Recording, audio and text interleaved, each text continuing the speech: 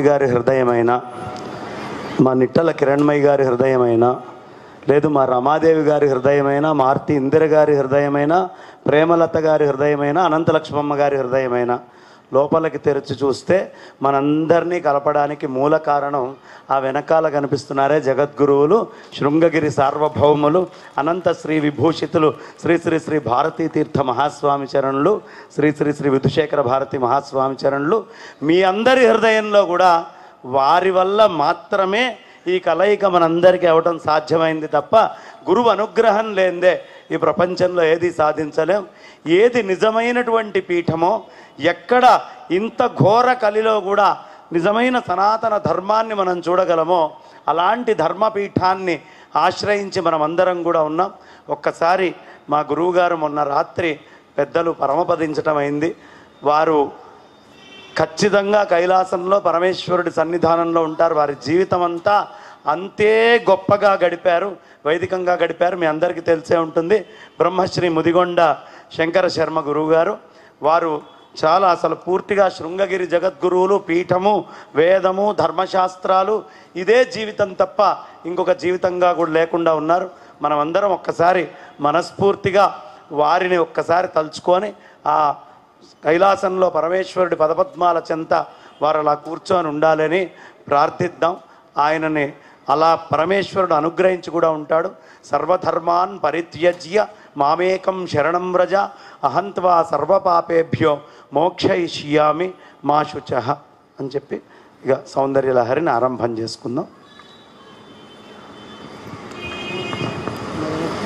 అమ్మ, ఎప్పుడు ప్రతిసారి నేను చెప్పేటటువంటి మాట, మనందరం కూడా శృంగేరికి వెళ్ళినప్పుడు భారతీ తీర్థస్వామి వారు అప్పుడు కొద్దిగా మాట్లాడేవారు. ఇప్పుడు పూర్తిగా మాట్లాడడం మానేశారు. వారు మాట్లాడడం మానేశారంటే మనలాగా ఆలోచించకండి, ఆయన పూర్తి ధ్యానంలోకి వెళ్ళిపోయారని అర్థమైందా? మాట్లాడడం మానేశారంటే మనం ఏం చేస్తాం మేడం అని అడగండి వెంటనే. అర్థమైందా? వారు ఇంక మన స్పృహలో ఉండరు అనమాట, ధ్యానంలో ఉంటారు ఎప్పుడూను.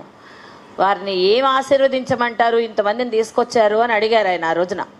వారు అడిగినప్పుడు సౌందర్యలహరి విస్తృత ప్రచారం అవ్వాలి, అందరిలోనూ ఐకమత్యత ఉండాలి అని అడిగాను నేను. ఎందుకంటే ఆడవాళ్ళకి ఐకమత్యత లేదు, ఇద్దరుంటేనే గొడవలని ఒక మాట అంటూ ఉంటారు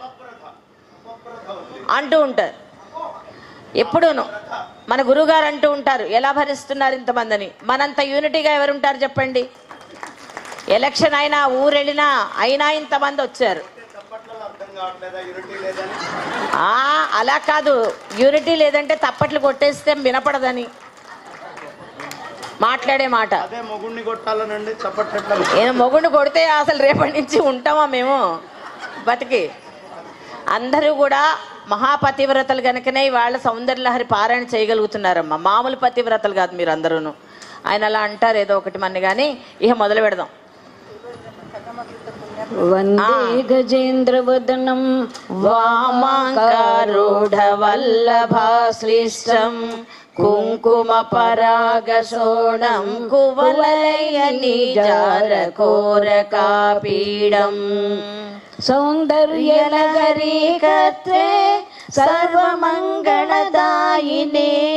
శంకరాచార్యవర్యాయ యతిరాజాయతే నమః. శివస్యేచ్ఛాయుక్తో యది భవతి శక్త ప్రభవితుం న చేదేవం దేవో న ఖలు కుశలః స్పందితుమపి అతస్త్వామారాజ్యం హరిఘర విరించాదిభిరపి ప్రణంతుం స్తోతుం వా కథమకృత పుణ్య ప్రభవతి తనీయాన్ సంభాసుం తవ చరణ పంకేరుహభవం విరించిం సంచిన్వన్ విరచయతి లోకాన వికలం వహత్యేనం చౌరిః కథమపి సహస్రేణ శిరసాం హరః సంశోధ్యైనం భజతి భసితో ధూలన విధిం అవిద్యానామంతస్తిమిరమిగిర ద్వీపనగరీ జడానాం చైతన్యస్తబకమకరందస్య श्रुतिझरी दरिद्राणां चिन्तामणि गुणनिका जन्म जलदौ निमग्नानां दंश्रा मुररिपुवराहस्य भवति त्वदन्यपाणिभ्याम् अभयवरदो दैवतगणः स्वमेकानैवासि प्रकटितवराभीत्यभिनय भयात्रातुं दातुं फलमपि च वाञ्छा समधिकम् शरण्ये लोकानां तव हि चरणावेव निपुणौ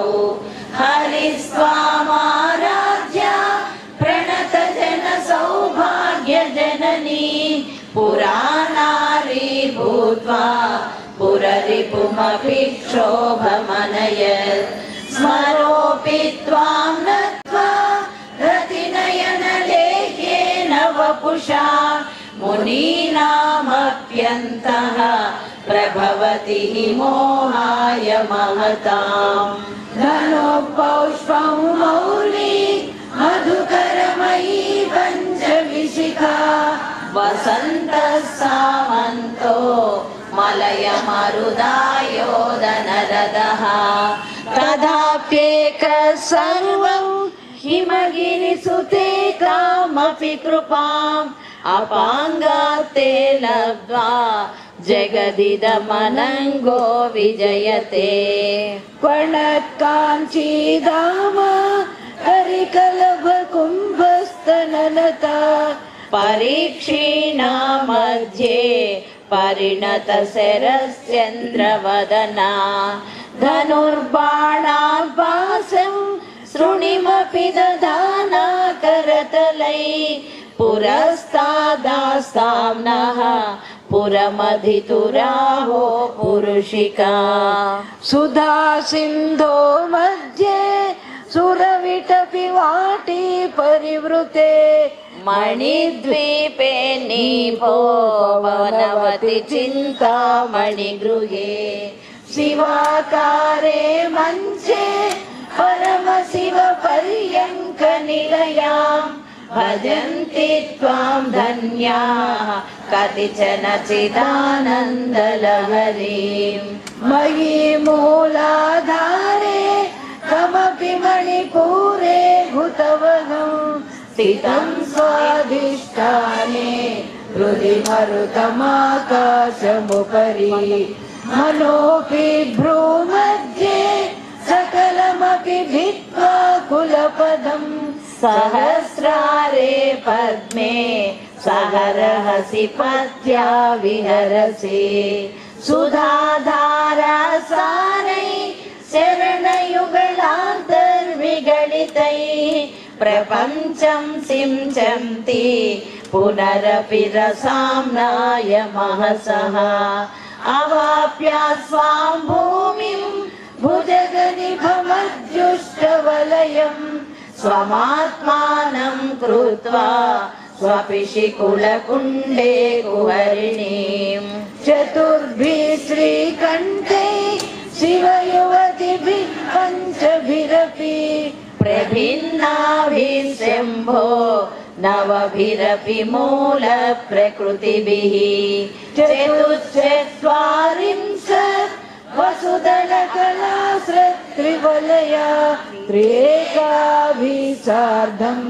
तव शरणकोणा परिणता त्वदीयं सौन्दर्यं तुगिलगिरिकन्ये तुलयितुं कवीन्द्रा कल्पन्ते कथमपि विरिञ्चि प्रभृतयः यदा लोकौ सुख्या अमरललनायान्ति मनसा तपोभिदुष्प्रापाम् अपि गिरिशसायुज्य पदवीं नरं वर्षीयांसं नयन विरसं नर्मसुजडं तवापाङ्गालोके पतितमनुधावन्ति शतशगं गलद्वेणीबन्धा कुचकलशविश्वस्तसिचया हठादृक्षकाक्षो विगलिततुकूला युवतयः चितौ षट्पञ्चाशत् द्विसमधिकपञ्चाशदुदके हुता सेवा षष्टिः चतुरधिकपञ्चाशदनिले दिवि द्विषत्रिंशत् मनसि च चतुष्षष्टिरितिये मयूखास्तेषामप्युपरि तव पादाम्बुजयुगम् शरज्योत्स्ना शुद्धां शशियुतजटाजूटमकुटां वरत्रासत्राणा स्फटिकघटिका पुस्तककरां सगुणत्वा नत्वा कथमिव सतां सन्निधत्ते मधुक्षीरद्राक्षा मधुरीणा फलितयः कवीन्द्राणां चेता कमलवनबालातपरुचिं भजन्ते ये सन्तः कतिचिदरुणामेव भवति विरिञ्चि प्रेयस्य तरुणतरशृङ्गारलहरी गभीराभिर्वाग्भिः विदधति सतां रञ्जनममी सवित्रीभिर्वाचां शशिमणिशिलाभङ्गरुचिभिः वशिन्याजाभिस्तां सहजननि सञ्चिन्तयति यः सकर्ता काव्यानां भवति महतां भङ्गिरुचिभिः वचोभिर्वाग्देवी वदनमोदमधुरैः तनुच्छायाभिस्ते तरुणतरणी श्रीसरणिभिः दिवं सर्वामुर्वीम् अरुणिमणिमग्ना स्मरति यः भवन्तस्य तस्य वनहरिणशालीननयना सहोर्वश्यावश्य कति कति न गीर्वाणगणिका मुखं बिन्दुं कृत्वा कुचयुगमधस्तस्य ददतो हराढं ध्यायेद्यो हरमहिषिते मन्मथकलां ससज्ज संक्षोभं नयति वनितायित्यति लघु त्रिलोकीमाप्याशु भ्रमयति रवीन्दुस्तनयुगां किरन्ति मङ्गेभ्यः किरणनिकुरुम्बामृतरसं हृदित्वा मादत्ते हिमकरशिलामूर्तिमिव यः सर्वाणां दर्पं शमयति शकुन्ताधिप इव जरपृष्ठान् दृष्ट्या सुखयति सुधाधारशिरया तटिल्लेखा तन्वीं तपनशशिवैश्वानरमयीं निषण्णां षण्णामप्युपरि कमलानां तव कलां महापद्माटव्यां मृगिकमलमायेन मनसा महान्तः पश्यन्तो ददति परमाह्लादलहरी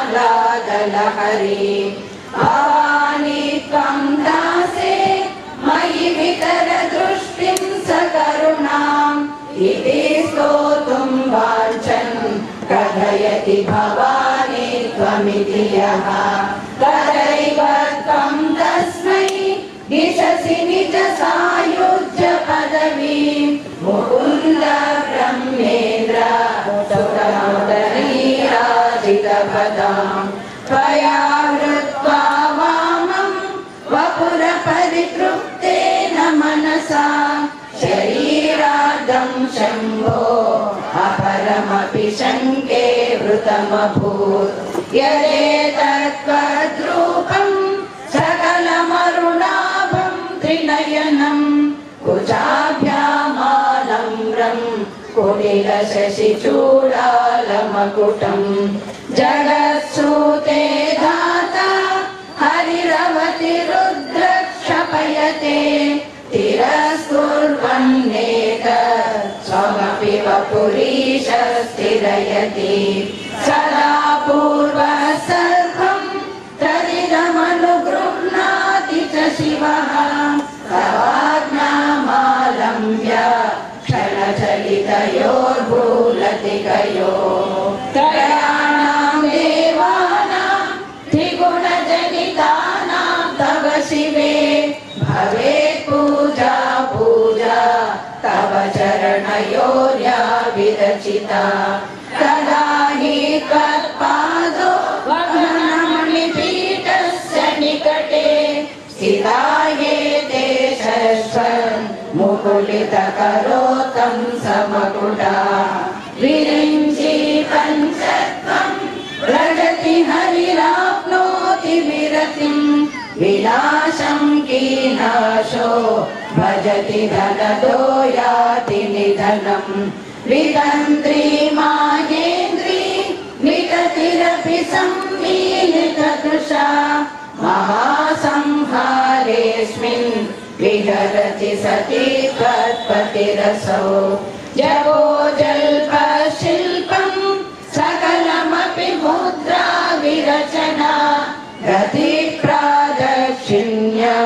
क्रमणमसनादाहुतिविधिः प्रणाम संवेश सुखमखिलमात्मात्मनदृशा सपर्यापर्यायः तव भवतु यन्मे विलसितं सुधामप्यसाध्या प्रतिभयजला मृत्युहरिणी विभद्यन्ते विश्वे विधिशतमखाजादिविशदः करालं यश्वेणं कबलितवतत्कालकलना न शम्भोस्तन्मूलं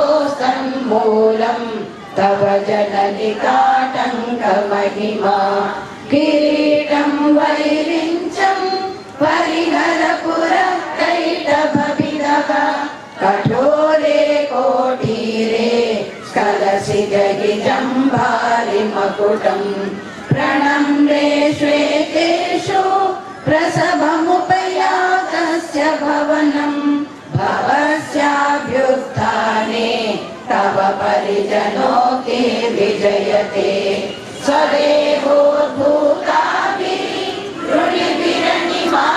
स्वदेहोद्भूताभिरुणिभिरणिमाचाभिरभितो निषेव्ये नित्ये त्वाम् अहमिति सदा भावयति यः किमाश्चर्यं तस्य त्रिनयन समृद्धिं तृणयतो महासंवर्ताग्ने विरजयति लीलाजनविधिं चतुष्षष्ट्यातन्त्रै सकलमतिसन्धाय भुवनं स्थिरस्तत्तसिद्धि प्रसभरतन्त्रै पशुपतिः पुनस्कन्निर्बन्धा अखिल पुरुषादैकघटना स्वतन्त्रं ते तन्त्रं क्षितितलमभाति करतिदं शिवशक्ति कामः क्षितिरधर विस्थितकिरणः स्मरोऽहं सचक्रः तदनु च परामारवलयः अमीवृल्लेखाभि त्रिष्णुभिरवसानेषु घटिता भजन्ते वर्णास्ते तव जननि नामावयवताम् स्मरं योनिं लक्ष्मीं हृदयमिदमादौ तव मनो निधायैके नित्ये निरवधि महाभोगरसिका भजन्ति त्वां चिन्तामणिगुणनिबद्धाक्षवलया शिवाग्नौ जुह्वन्तः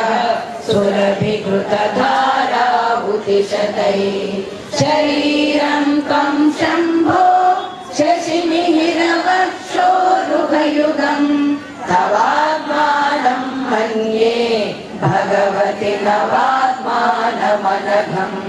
अतः शेषशेषी जयमुभय साधारणतया स्थिरसम्बन्ध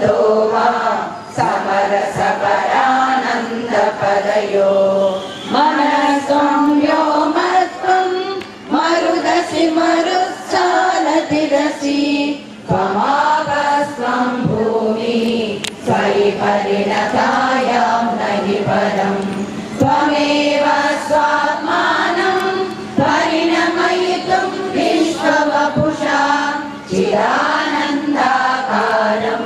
शिवयुवति भावेन विभृशे तवाज्ञाचक्रस्थं तपनशशिकोटिद्युतिधरं परं शम्भुं वन्दे परिमिलितपार्श्वं परचिता यमाराज्ञां भक्त्या रविशशिशुचीनामविषये निरालोके लोके निवसति निभालोकभुवने विशुद्धौ ते शुद्ध स्फटिकविशदं व्योमजनकं शिवं सेवे देवी अपि शिवसमानव्यवसितां ययोगाध्यायान्त्या शशिकिरणसारूप्य सरणे विदूतान्तर्भागा विलसति चकोरीव जगति समुन्मीलसंवित्कमलमकरन्दैकरसिकं वदेहं सद्भङ्गं किमपि महतामानसचरं यदा लापादष्टादशगुणितविद्या परिणतिः यदा दत्ते दोषा गुणमखिलमध्यपयैव तव स्वादिष्टाने भूतमहमदिष्टाय निरतं तमीडे संवर्तं जननि महतीतां च समयां यदा लोके लोकान् दहति महती क्रोधकलिते दयाद्राया दृष्टिः शिशिरमुपचारं रचयति कटित्वन्तं शक्त्या तिमिरपरिपन्थि स्फुरणया स्फुरन्नानारत्नाभरणपरिणते धनुषं तव श्यामं मेघं कमपि मणिपूरैकशरणं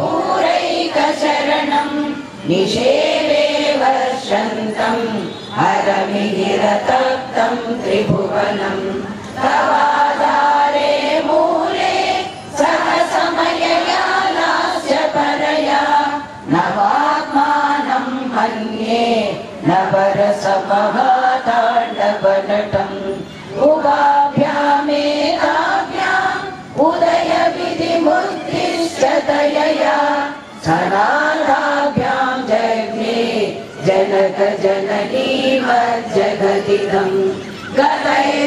गतैर्माणिक्यत्वं गगनमणिभिः सान्द्रघटितं किरीटं ते हैमं हिमगिरिसुते कीर्तयति यः शरीरे यच्छाया चूर्णशबलं चन्द्रशकलं धनुषौनासीरं किमिति न निबध्नाति धिषणा तुरोतुर्ध्वान्तं न तुलितदलितेन्दीवरवनं घनस्निग्धशेषं चिकुरनिकुरुम्भं तव शिवे यदीयं सौरभ्यं सहजमुपलब्धुं सुमनसो वसन्त्यस्मिन् मन्ये बलमदनवाटी विटपिना तनोतु क्षेमं न तव मदन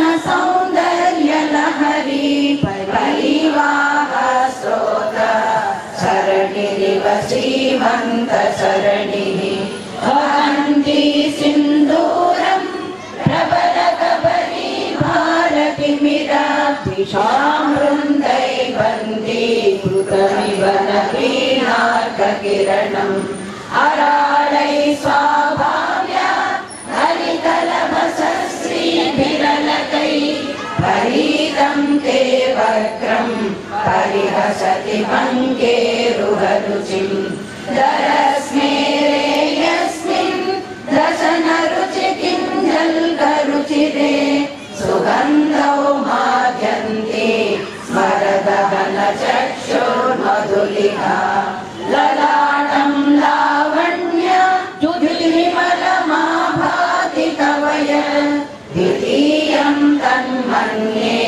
मकुटघटितं चन्द्रशकलं विपर्या सन्न्यासा उभयमपि सम्भूय च मिथः सुधालेपस्योतिः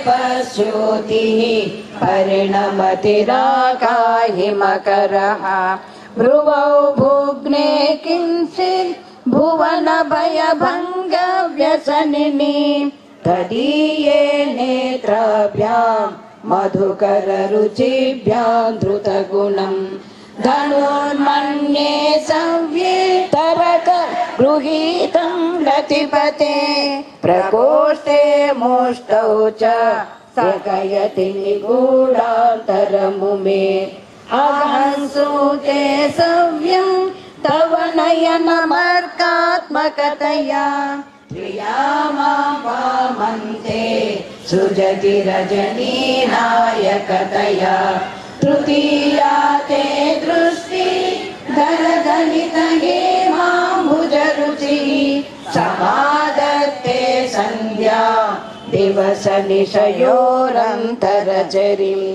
विशाला कल्याणी स्फुटरुचिरयोध्या कुवलयै कृपाधारा धारा किमपि मधुरा भोगवतिका अवन्ति दृष्टिस्ते बहुनगर विस्तार विजया ध्रुवं तत्तन्नाम व्यवहरणयोग्या विजयते कवीनां सन्दर्भस्तवकमकरन्दैकरसिकं कटाक्षव्याक्षेप भ्रमरकलभौ कर्णयुगलम् अमुञ्चन्तौ दृष्ट्वा तव नवरसास्वादतरलौ असूया संसर्गात् अलिकनयनं किञ्चिदरुणं शिवे शृङ्गारार्द्र तदितरजने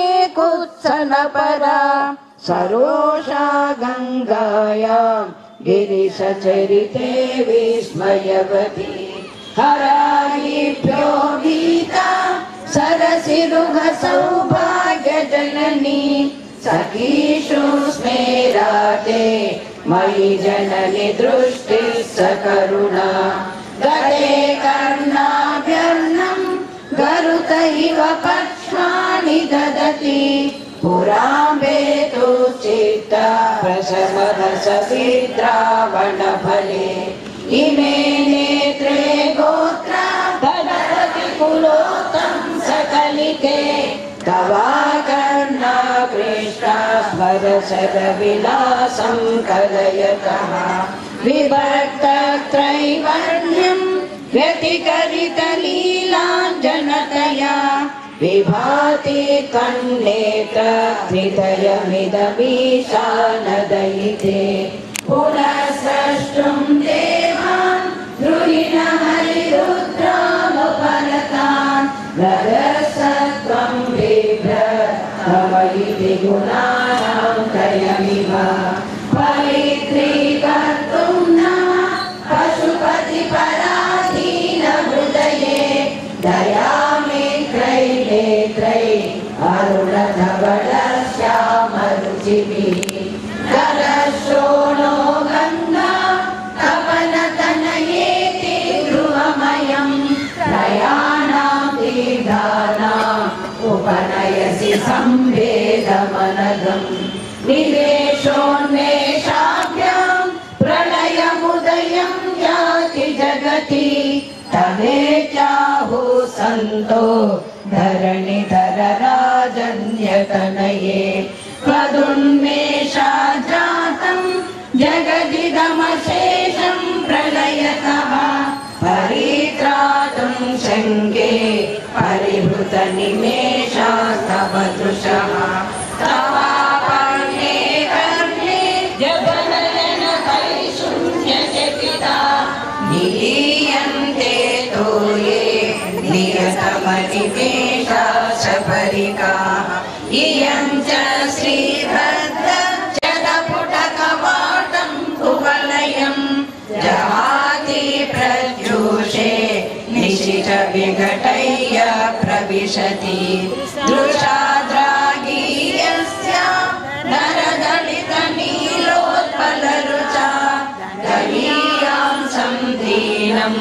स्नपय कृपया मामपि शिवे अनेनायं धन्यो भवति न च ते हानिर्यता वने वा हन्ये वा समगलनिपातो हि मकरः आरालं ते पाणि युगलमकराजन्यगणये न केषामाधत्ते कुसुमशरकोदण्डकुतुकम् तिरश्चीनो यत्र श्रवणपदमुल्लङ्घ्य विलसम् अपाङ्गव्यासङ्गो दिशति शरसन्धानतिषणा स्फुरद्घण्टा भोग प्रतिफलितताटङ्कयुगलम् चतुश्चक्रं मन्ये तव मुखमिदं मन्मथरथम् यमारुह्य द्रुह्य तव निरतमर्तेन्दुचरणम् महावीरो मार प्रमथपतये सज्जितवते सरसज्जा सूक्ति अमृतलहरी कौशलहरी पिबन्त्या सर्वाणि श्रवणचुरुकाभ्यामविरलम् चमत्कारा श्लाघा चलितशिरस कुण्डलगणो झटत्कारैस्तारै प्रतिवचनमाचष्ट इव ते असौ नासा वंशा तुहिनगिरिवंशध्वजपटी कलीयो नेदीयः फलतु फलमस्माकमुचितम् वाहत्यन्तर्मुक्ता शिशिरकरनिश्वासगलितम् समृद्ध्यायत्तासां बहिरपि च मुक्ता मणिधरः प्रकृत्या रक्ताय तव सुदतिदन्तच्च दरुचे प्रवक्षे सादृश्यं जनयतु फलं विद्रुमलता न बिम्बं तद्बिम्ब प्रतिफलनरागातरुणितं तुलामज्जारूढं कदमिव विलज्जेत कलया स्मितज्योत्स्नाजालं तव वदनचन्द्रस्य पिबतां जगोराणामसि अतिरसतया चञ्चुजडिमा अतस्ते सीतांशो अमृतलहरी माम्लरुचयः पिबन्ति स्वच्छन्दं निशि निशि भृशं काञ्जिकधिया अविश्रान्तं सत्यो गुणगणकथाम्रेडन जपा जपा पुष्पच्छाया तव जननि जिह्वा जयति सा यदग्रासीनाय स्फटिकदृशदाचच्च विमयी सरस्वच्छा मूर्तिः परिणमति माणिक्यवपुषा रणे जित्वा दैत्या अपहृतशिरस्तैकवचिभिः निवृत्तैश्चण्डाश त्रिपुरहर निर्माल्य विमुखैः विशाखेन्द्रोपेन्द्रैः शशिविशदकर्पूरशकला विलीयन्ते मातः तव वदनताम्बूलकबला विपञ्चा गायन्ति विविधमपदानं पशुपते त्वयारब्धे वक्तुं चलितशिरसा साधुवचने तदीयैर्माधुर्यैः अपलपिततन्त्री कलरवां निजां वीणावाणी निचुलयति चोलेन निवृतं कराग्रेण स्पृष्टं तुहिनगिरिणा वत्सलतया गिरीशेनोदस्तं मुहुरधरपालाकुलतया करग्राह्यं शम्भो मुखमुकुरवृन्तं गिरिसुते कथं कारं भ्रूमः तव चुबुकमौपम्बरहितं भुजाश्लेषा नित्यं पुरगमयितु खण्डकवती तव ग्रीवा धत्ते मुखकमलनालश्रियमियं स्वतश्वेता काल गर्वहुलजम्बालमलिना मृणालीलालित्यं वहति यतदोहारलतिका गले रेखास्तिस्रो गतिगमकगीतैकनिपुणे विवाहव्यानत प्रगुणगुणसङ्ख्या प्रतिभुवः विराजन्ते नानाविधमधुररागाधरभुवा त्रयाणां ग्रामाणां स्थितिनियमसीमानैव ते मृणाली मृद्वीनां तव भुजलतानां चतसृणां चतुर्भिः सौन्दर्यं सरसिजभवस्तौतिवदनैः नखेभ्यः सन्तस्यं प्रथममदनादं दगरिपो चतुर्णां शीर्षाणां समभयहस्तार्पणधिया नकानामुद्योतै नवनलिनरागं विहसतां कराणां ते कान्तिं कथय कथयामः कथमुने कयाचिद्वा साम्यं भजतु कलयामन्तकमलं यदि क्रीडलक्ष्मी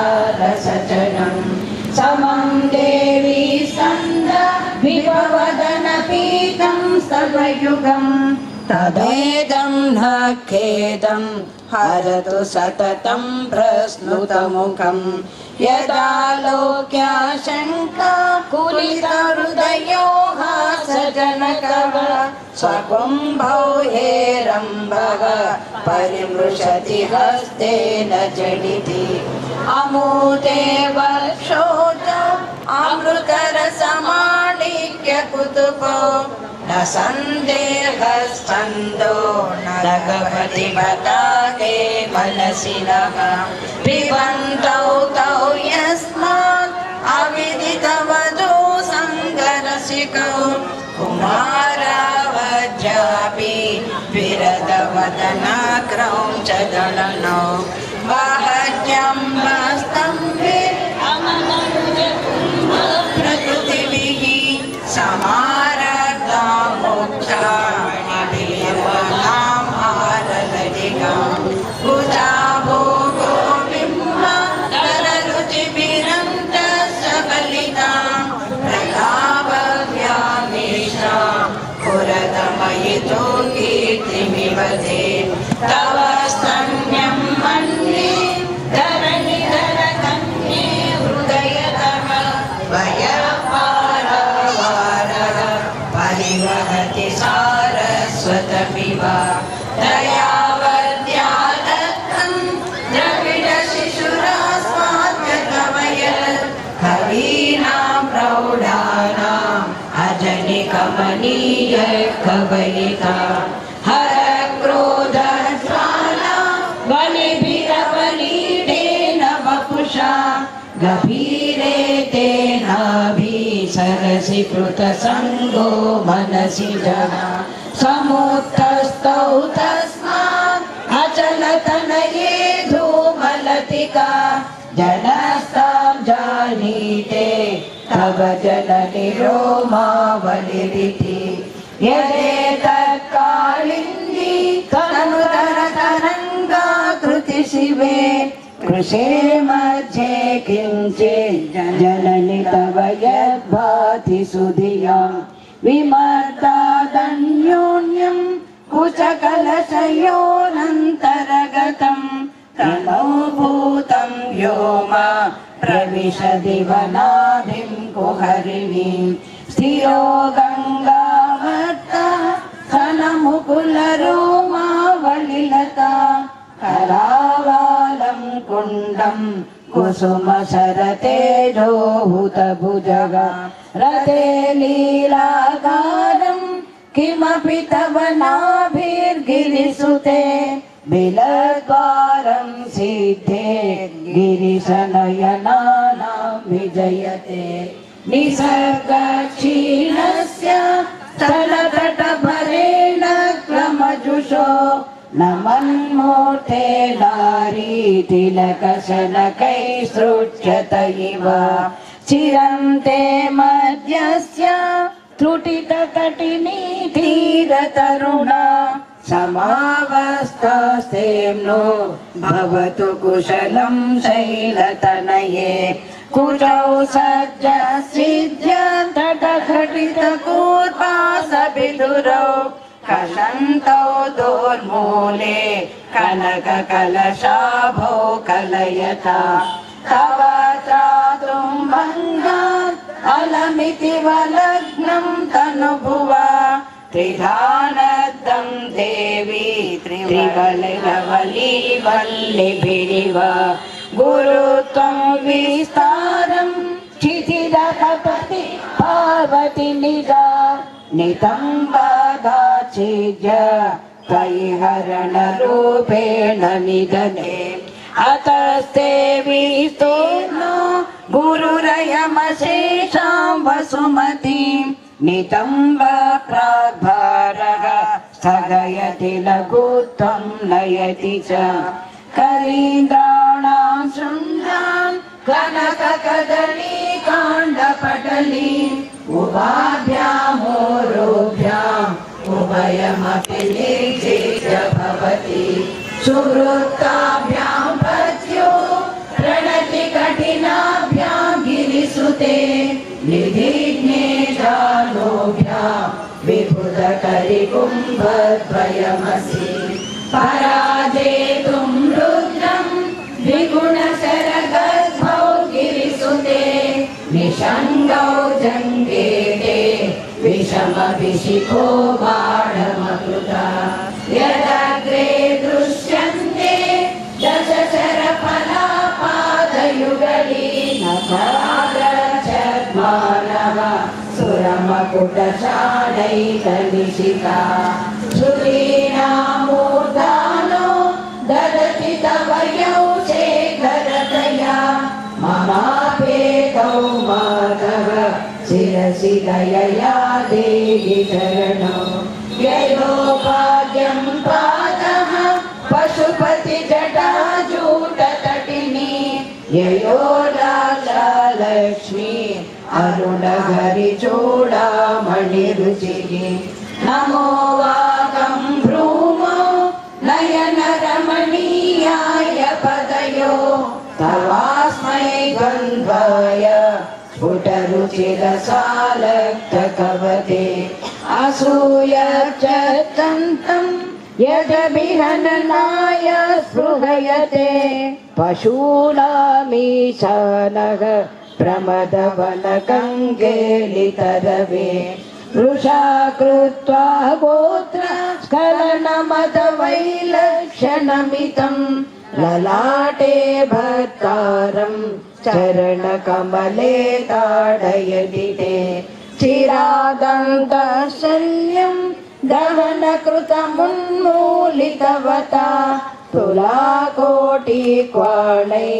किलिकिलितमीशानरिपुना हिमानि गन्तव्यं हिमगिरिनिवासैकचतुरौ निशाया निद्राणा निशिचरमभागे च विशदौ वरं लक्ष्मीपात्रं श्रियमतिसृजन्तौ समयिनां सरोजं त्वत्पादौ जननि जयतश्चित्रमिह किं पदं ते कीर्तीनां प्रपदमपदं देवि विपदां कथं नीतसद्भिः कठिनकमठीकर्परतुलां कथं वा बाहुभ्याम् उपयमनकाले पुरभिदा यदा दायान्यस्तं दृशति दयमानेन मनसा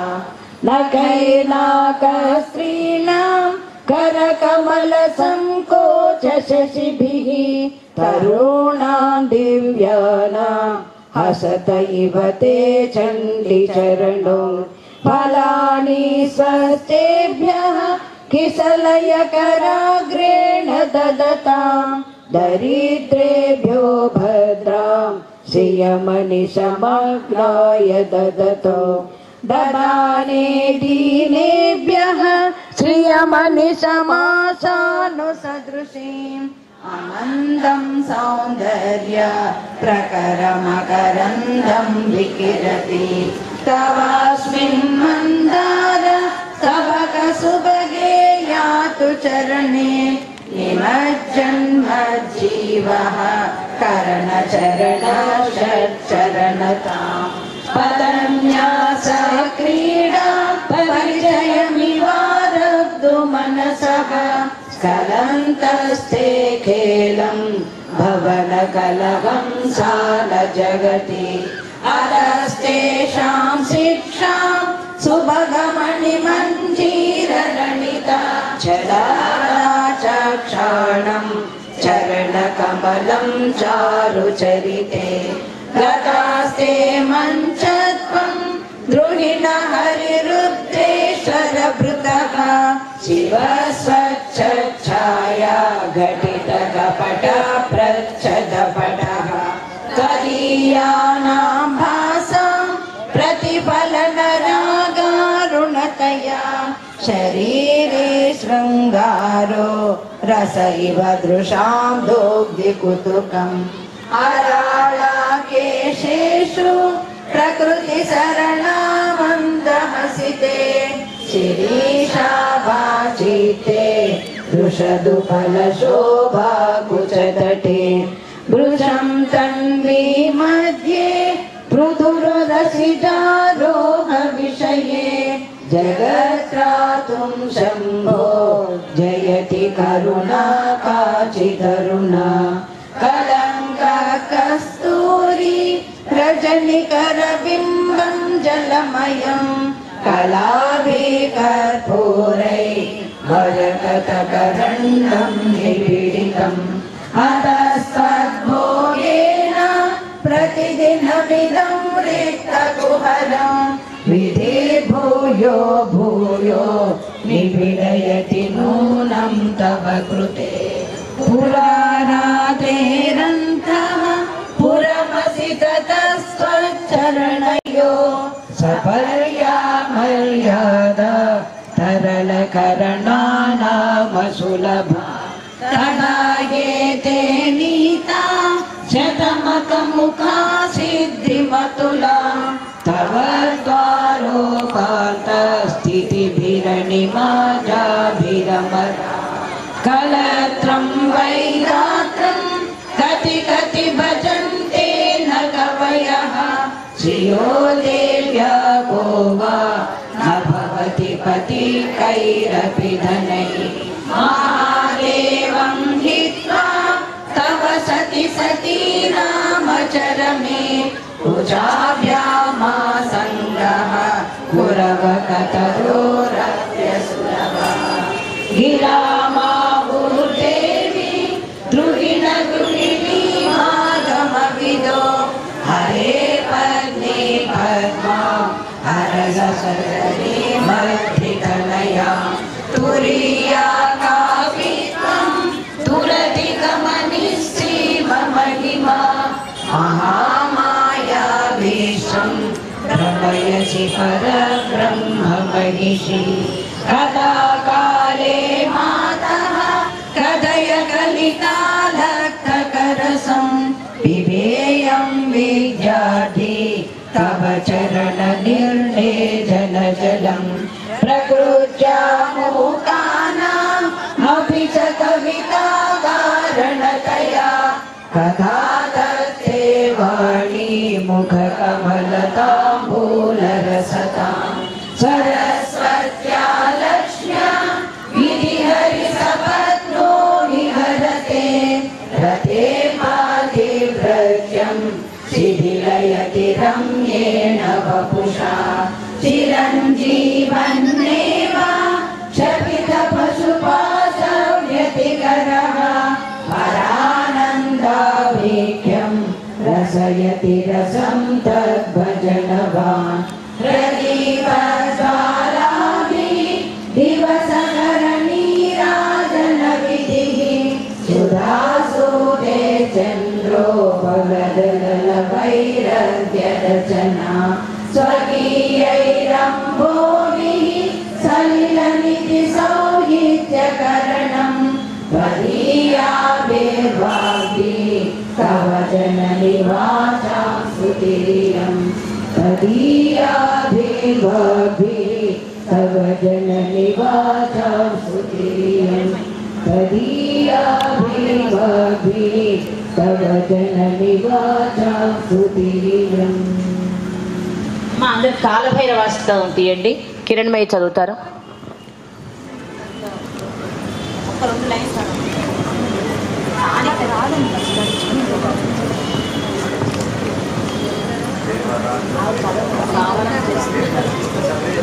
దేవరాజ సేవ్యమాన పావనాగ్రి పంకజం వ్యాళయజ్ఞసూత్రమిందుశేఖరం కృపాకరం నారదాదియోగి బృందవందితం దిగంబరం కాశికాపురాధినాథ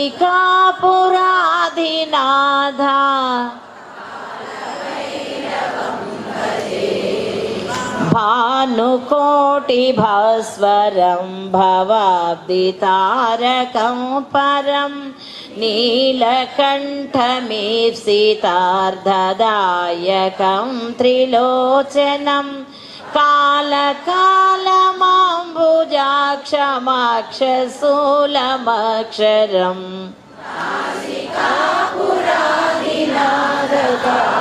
భైరవం భజే శూలటం కపాసదండపాణిమాదికారణం శ్యామకాయమాదిదేవమక్షరం నిరామయం భీమవిక్రమం ప్రభుం విచిత్రతాండవప్రియం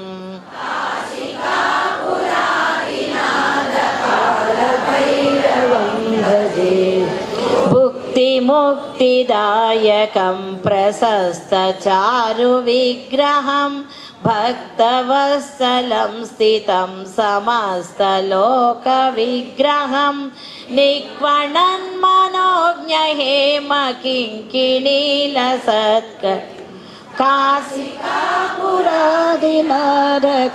కాశికాపురాదినాథకాలభైరవం భజే ధర్మసేతుపాలకం త్వధర్మమార్గనాశకం కర్మపాశమోచకం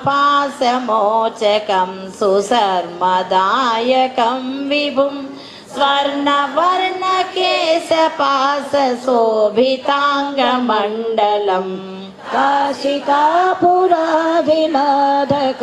కాశికాపురాదినాథకాలభైరవం భజే రత్నపాదుకా ప్రభాభిరామపాదయుగ్మకం నిత్యమద్వితీయమిష్టదైవతం నిరంజనం మృత్యుదర్పనాశనం कराळदंष्ट्रभीषणम् काशिकापुराधिनाथकालभैरवं भजे अट्टहासभिन्नपद्मजाण्डकोशसन्ततिं दृष्टिपातनष्टपापजालमोग्रनाशनम् अष्टसिद्धिदायकं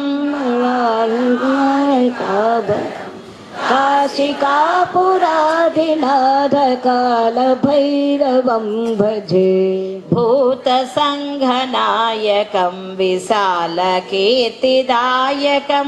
काशीवासिलोकपुण्यपापशोधनं विभुं नीतिमार्गकोविदुं पुरातनं जगत्प्रयम्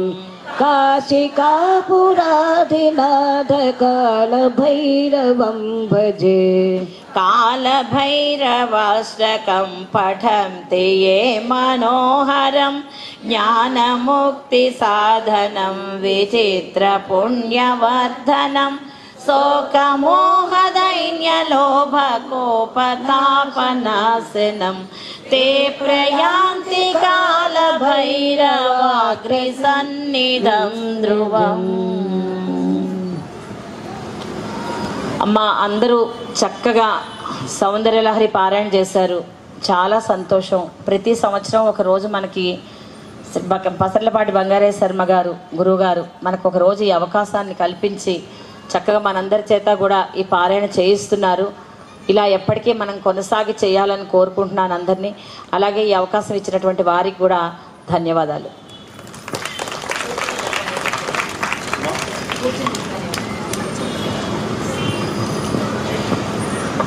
గట్టిగా ఒకసారి అందరూ అదేంటమ్మా గట్టిగా కొడితే పైన టెంట్ ఊగాలి కదమ్మా గాలికి. గట్టిగా చక్కగా అనేక మందికి నేర్పించినటువంటి గురువు గారు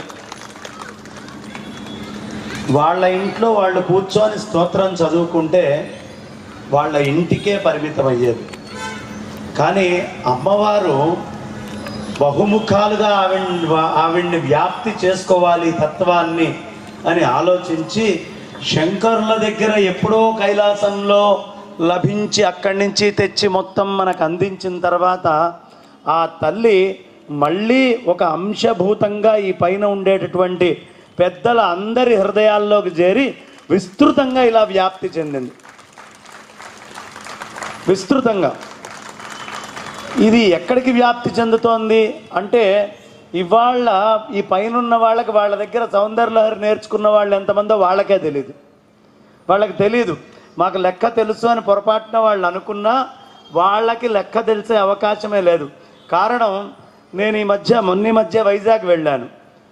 అమ్మ చాలా బాగా పాడుతున్నారు సౌందర్యలహరి అంటే మేము ఈ పైన ఉన్న వాళ్ళే ఒక్కళ్ళ పేరు కూడా నేను చెప్పను, ఫలానా వాళ్ళ బృందంలో నేను నేర్చుకుంటున్నాను, మీకు వాళ్ళు తెలుసా? లేదండి, యూట్యూబ్ పెట్టుకొని యూట్యూబ్లో వాళ్ళు ఎలా చెప్తున్నారో అలాగే మేము నేర్చుకున్నాక నేను ఒక 20 మందికి నేర్పించానండి అంది ఆవిడ.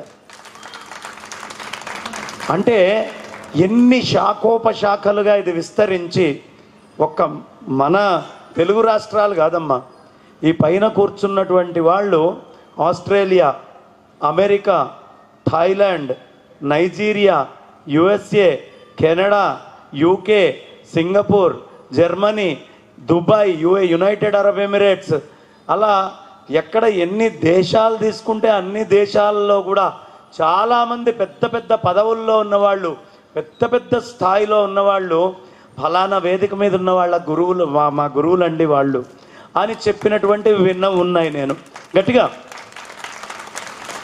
మేము వినలేదు మీరే విన్నారా అని మీరు అడగచ్చు. కారణం ఆదిశంకరాచార్య భక్త సమాజంలోకి వచ్చి కదా వారు పాడుతోంది, తత్వంలో కదా. మా పరిచయాలు బయట ఉంటాయి కదా, వాళ్ళు ఫోన్లు చేస్తారు కదా, ఆ ఫోన్ల ద్వారా వీళ్ళ యొక్క వ్యాప్తి విని నేను ఆశ్చర్యపోతూ ఉంటాను.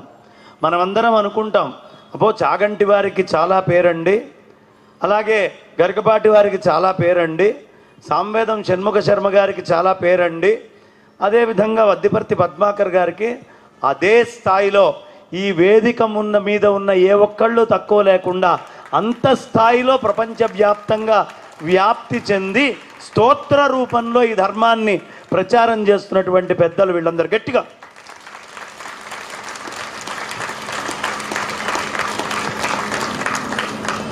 ఒక్క స్తోత్రముతోటి ఆరంభం చేసింది, అక్కడికి ఆగట్ల.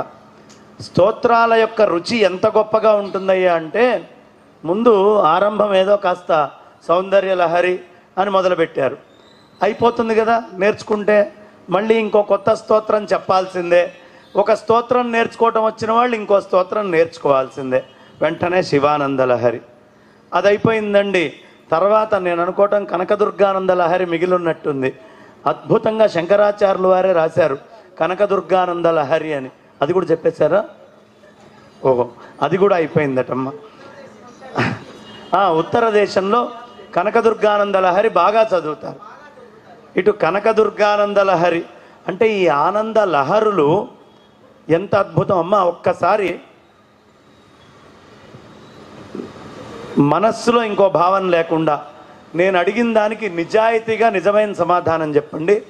ఎవరి ఇళ్లల్లో శంకరాచార్యుల వారి చిత్రపటం ఉంది? శంకరాచార్యుల వారి బొమ్మ దేవుడి గదిలో ఎవరెవరి ఇళ్లల్లో ఉంది? దేవుడి గదిలో. రెండో క్వశ్చన్, చిత్రపటం చెప్పారు, దేవుడి గూట్లో ఎంతమందికి ఉంది? ఇప్పుడు ఎవరెవరు చేయలేపలేదో దయ ఉంచి అందరూ మీ ఇంట్లో శంకరాచార్యుల వారి చిత్రపటం పెట్టుకోండి. దేవుడి గదిలో ఎందుకు పెట్టుకోవాలి? శివానంద లహరి చదివారమ్మా? శివ పంచాక్షరి స్తోత్రం వచ్చిన వాళ్ళు చేయలేపండి. మహిషాసురమర్దిని స్తోత్రం వచ్చిన వాళ్ళు చేయలేపండి. గణపతి పంచరత్నం వచ్చిన వాళ్ళు చేయలేపండి. సౌందర్య లహరి వచ్చిన వాళ్ళు చేయలేపండి. ఎక్కువ చేతులు లేచినాయి. శివానంద లహరి వచ్చిన వాళ్ళు చేయలేపండి.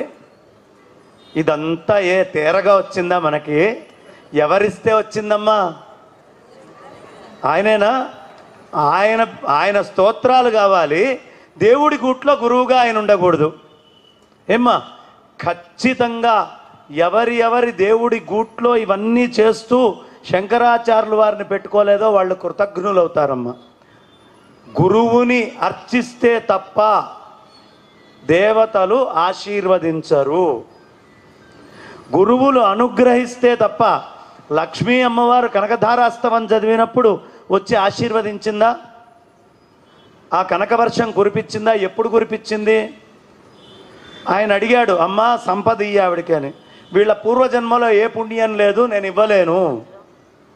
ఏం చెప్పింది లక్ష్మీ అమ్మవారు? వీళ్ళ పూర్వజన్మలో ఏ పుణ్యము లేదు, కాబట్టి నేను ఇవ్వాలని నువ్వు అడిగినా నా మనస్సులో ఉన్నా నేను ఇవ్వలేను. వెంటనే శంకరాచార్యుల వారు ఏం చెప్పారమ్మా? ఇగో నా పాత్ర కనిపిస్తోందా చూడమ్మా అన్నాడు లక్ష్మీ అమ్మవారితో. ఇందులో ఎండిపోయిన ఉసిరికాయ ఉందా లేదా? ఉంది. ఇప్పుడు ఈమె వేసిందా వేయలేదా? ఈ వేసినటువంటి పుణ్యముతో ఈమెకేమిస్తావో అది ఇవ్వు అంటే శంకరాచార్యుల వారిని మీరు చిత్రపటం పెట్టి అంత నైవేద్యం పెడితే ఆయన లక్ష్మీ అమ్మవారిని శాసించగలరు. ఇప్పుడు పెట్టారు నాకు, ఏమిస్తావో ఇవ్వు వీళ్ళకి అని. అందుకని శంకరాచార్యుల వారు ఉండాలి. సరస్వతి అమ్మవారిని ఒక్కసారి అలా ఆయన చిత్రపటం పెడితే వచ్చి లోపల కూర్చోవాల్సిందే, మీకు అనుమానం లేదు. స్తోత్రాలన్నీ ఒక్కసారి ఈ వేదిక మీద ఉన్న వాళ్ళని అడగండి అమ్మా. శృంగేరి పీఠానికి వెళ్ళక ముందుకి, శృంగేరి పీఠంతో అనుబంధమైన తర్వాతకి